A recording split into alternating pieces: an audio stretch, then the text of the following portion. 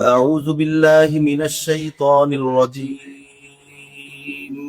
بسم الله الرحمن الرحيم সূরাতুল মুলক কুরআনুল কারীমের মধ্যে অত্যন্ত গুরুত্বপূর্ণ একটি সূরা।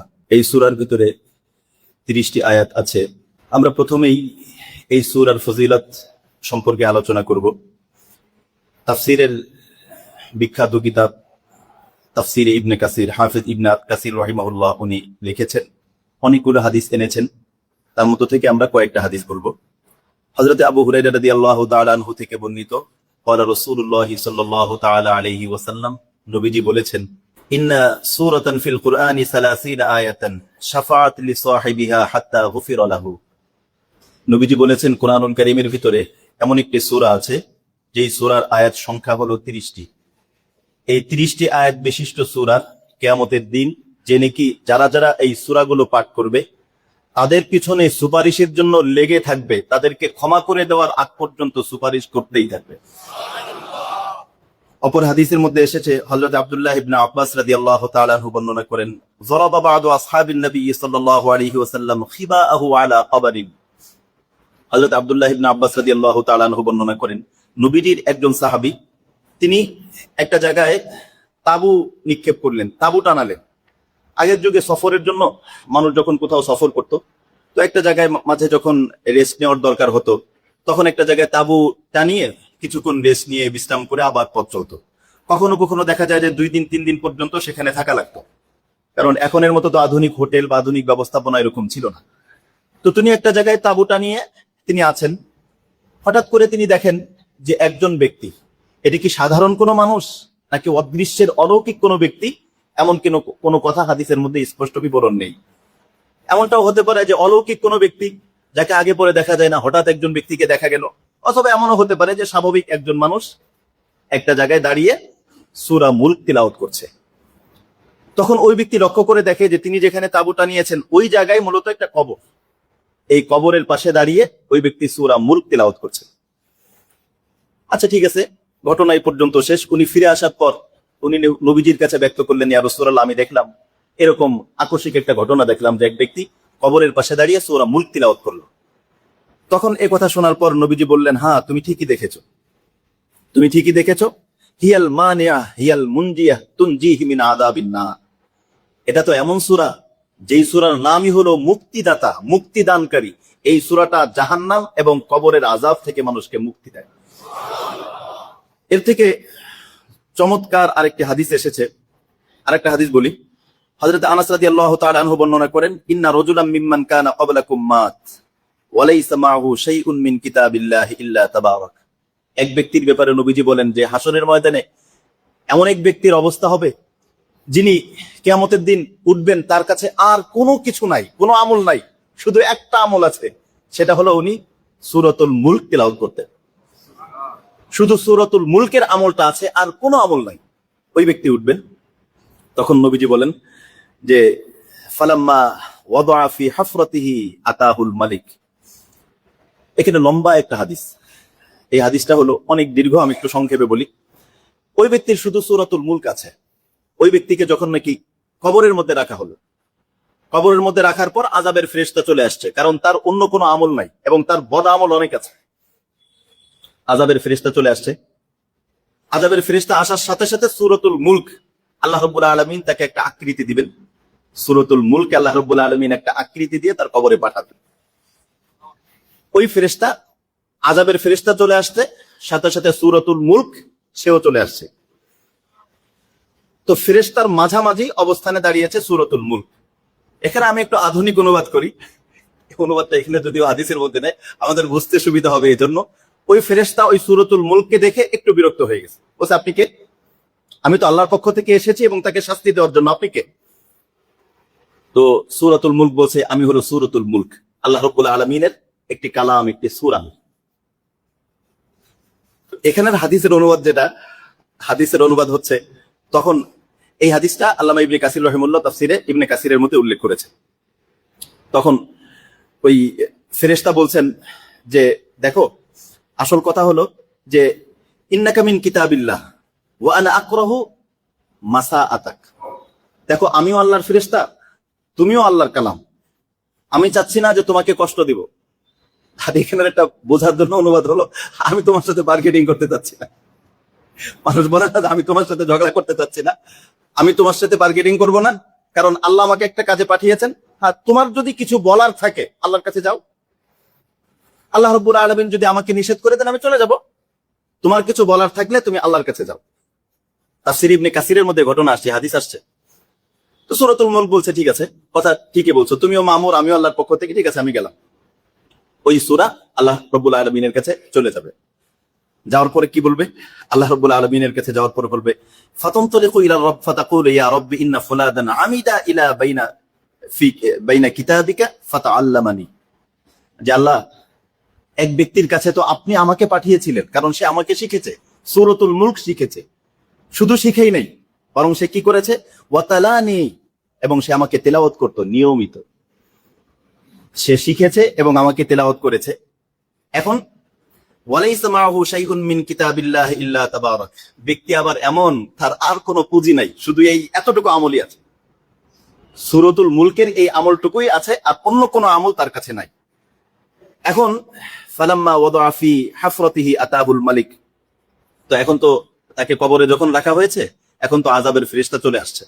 আমি গিয়েছিলাম, আযাবের ফেরেশতা আমাকে বলছে যে আপনার থেকে সুপারিশ নেওয়ার জন্য, আপনার থেকে পাশ দেখাইলে উনি চলে যাবে, উনি আর আযাব দেবে না, সেই জন্য আমি ওনাকে অপেক্ষায় রেখে আপনার কাছে আসছি। দেখেন হাদিসের কথাটা কি। তখন ওই সূরা বলবে যে আল্লাহ, এখন আপনি কি বলেন, আমি তো আপনারই একটা কালাম, তো সে তো এরকম, এখন আপনার পক্ষ থেকে স্পষ্ট অনুমতি ছাড়া ওই ব্যক্তিকে ওই ফেরেশতা ছাড়বে না। এখন আমি আপনার কাছে সুপারিশ করছি ওই ব্যক্তির জন্য, আপনি তার আমল যদিও কম থাকে আপনি তাকে মাফ করে দিয়ে আমার খাতিরে আপনি আযাবের ফেরেশতা থেকে তাকে রক্ষা করেন।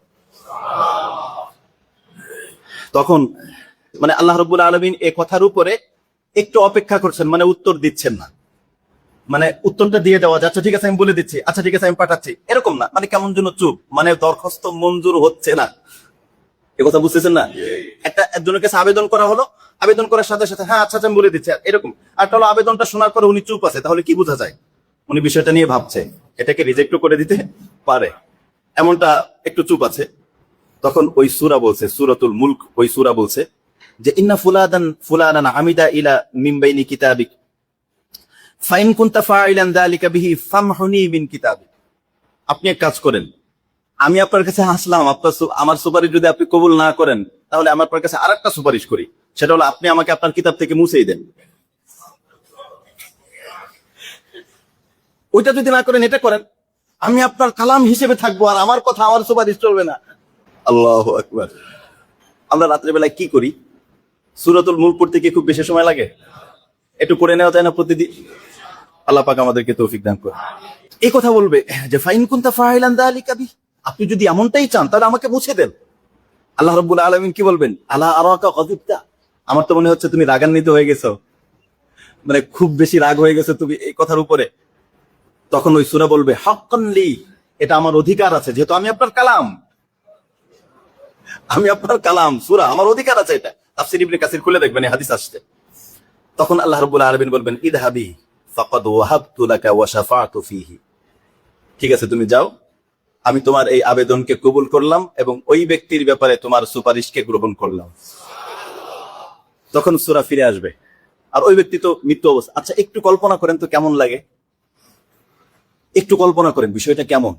আপনি কোনো একটা অফিসে গেছেন, আপনার হয়তো ফাঁসির হুকুম হয়ে গেছে, মামলার ভিতরে, আদালতের ভিতরে, এত বড় না, যে কোনো একটা ক্ষেত্রে আপনি হেরে যেতে পারেন ঠিক ওই মুহূর্তে। অথবা সাধারণ আপনি এয়ারপোর্টে গেছেন, আপনার ফ্লাইট ক্যান্সেল হয়ে গেছে, এখন আপনি এক স্যারের কাছে গেছেন, ওই স্যার হয়তো সেটাকে মঞ্জুর করে দিতে পারে, অথবা আপনি ফিরে আসবেন বড় একটা জায়গায়। এই মুহূর্তে আপনি অপেক্ষমান, একজন বলছে আচ্ছা দেখি আমি আপনার জন্য কিছু করতে পারি কিনা, তখন কি আপনি অধীর আগ্রহ হয়ে ব্যক্তির দিকে তাকিয়ে থাকবেন না? আর এটা তো এরকম, কবরের ভিতরে একজন শুয়ে আছে, আযাবের ফেরেশতা উপস্থিত। কবরের আযাবের ফেরেশতা কেমন? হাদিসের মধ্যে আসছে যে ওই ব্যক্তির হাতে যে লোহার মুগুর থাকবে, একটা আঘাত করলে ওই ব্যক্তি 70 গজ নিচে ডেবে যাবে। এইরকম শাস্তির জন্য ফেরেশতা রেডি। আর সূরাটা বলছে যে আচ্ছা আমি আল্লাহর কাছে যাই। তখন আপনার কাছে একটু চিন্তা করে বলেন তো, আপনার কাছে পৃথিবীর সবচেয়ে আপন কাকে মনে হবে? বুঝতেছেন না? জীবনের সব থেকে আপন কাকে মনে হবে? এই সূরাকে না, যে আপনার জন্য এই মুহূর্তে সুপারিশে গেল, ওই মুহূর্তে আপনি সারাটা জীবন রাত্রেবেলায় সূরা মুলক তিলাওয়াত না করে যেই খবর দেখতেন, যেই টকশো দেখতেন, যেই খেলা দেখতেন, যেই আড্ডা দিতেন, যেই পার্টি করতেন, ওই ব্যক্তিকে কি আপনার তখন আপন মনে হবে? ইস, কি করছে রাত্রেবেলায়, করছি কি? এখন তো কেউ আসলো না, আযাবের ফেরেশতা আযাবের জন্য রেডি, আমাকে বাঁচানোর জন্য তো কেউ আসলো না, আসতে সূরাতুল মুলক অপেক্ষায় থাকবে, দেখি আল্লাহর পক্ষ থেকে কি নিয়ে আসে, আল্লাহর পক্ষ থেকে কি নিয়ে আসে, আল্লাহর পক্ষ থেকে কি নিয়ে আসে। এই মুহূর্তটা আমার মনে হয় যে মানুষের যদি স্বাভাবিক জীবন থাকতো, ওই মুহূর্তে মানুষ স্ট্রোক করতো। স্বাভাবিক জীবন থাকলে সহ্য করতে পারতো না, কি অবস্থা।